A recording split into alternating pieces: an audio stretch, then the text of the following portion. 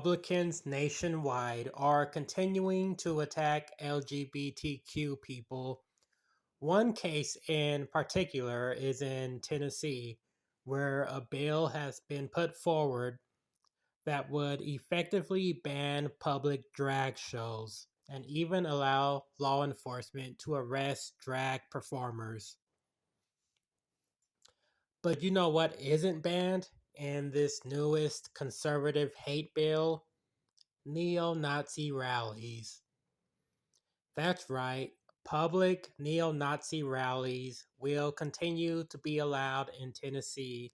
Here's News 2's Adam. The Nazi flag was on display in Middle Tennessee this weekend. Here's News 2's Adam Mincer. A group carrying a Nazi flag, with signs accusing people of child abuse and chanting a phrase used by hate groups in the past, protested an 18 and older drag brunch in Cookeville on Sunday. To these hypocrite, backwards Republicans, drag queens are a bigger threat than heavily armed neo-Nazi groups. And I think we all know why public neo-Nazi rallies will still be acceptable in Tennessee while drag shows will be banned. And it's because Republicans know neo-Nazis and those that sympathize with neo-Nazis are a big percentage of their base.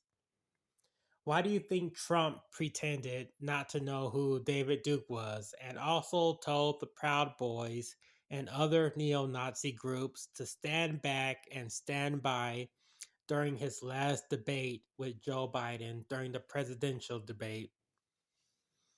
And if you think I'm making this up, watch a video on my channel. It's titled Compilation of Donald Trump's Most Racist Moments. The video evidence is there, and the words come straight out of Donald Trump's mouth. Republicans claim the drag show bans are to protect kids, but if you really want to protect kids, why don't you start with the churches? Millions of children worldwide have been harmed in churches by priests and clergy members. A child is more likely to be harmed in a church than at a public drag show. But of course, you'll never hear that fact on Fox News or in any of the Republican-controlled state houses because they don't really care about kids. This is all about oppressing what they see as a threat to their conservative values and traditions. Their precious family values, patriotism, and traditions. Those same family values and patriotism led to World War I and World War II. Remember, the German soldiers who fought for Hitler were very patriotic, and they also had strong family values and traditions. Both World War I and World War II were initiated by religious and patriotic peoples with strong family values. And today, once again, as the world inches closer to World War III, we can again blame those with strong family values and traditions as we all watch daily on our news as mostly Orthodox Christian Russian soldiers destroy Ukraine, purposefully targeting civilian Republicans, conservatives, the family values and traditions, or whatever you want to call them. They lie to themselves and to the public by acting like the biggest threat is drag shows or wokeism sneaking into Russia from Ukraine, to let Vladimir Putin tell it. Most people, though, see straight through the lies. Republicans/conservatives say family values, traditions, and religion will save us. But look at the facts of world history. Those outdated values have led to the horrible state of the world we are all living in today. Drag queens didn't start World War I and World War II, and none of the many genocides that have taken place throughout human history were led by transgenders.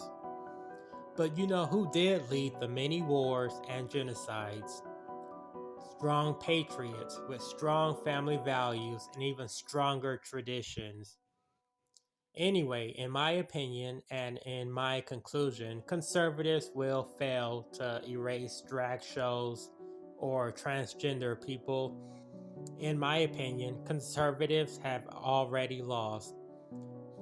What we are witnessing is nothing more than a fundraising technique by Republican leaders who are much smarter than the average Republican voter.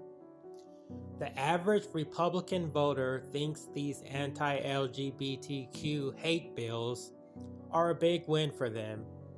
But in reality, these bills are extremely hollow because as long as the internet exists, everything that Republicans want to ban will continue to exist and thrive.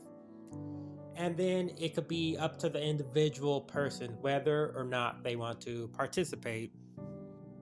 As I've said in other videos, technology will eventually end conservatism.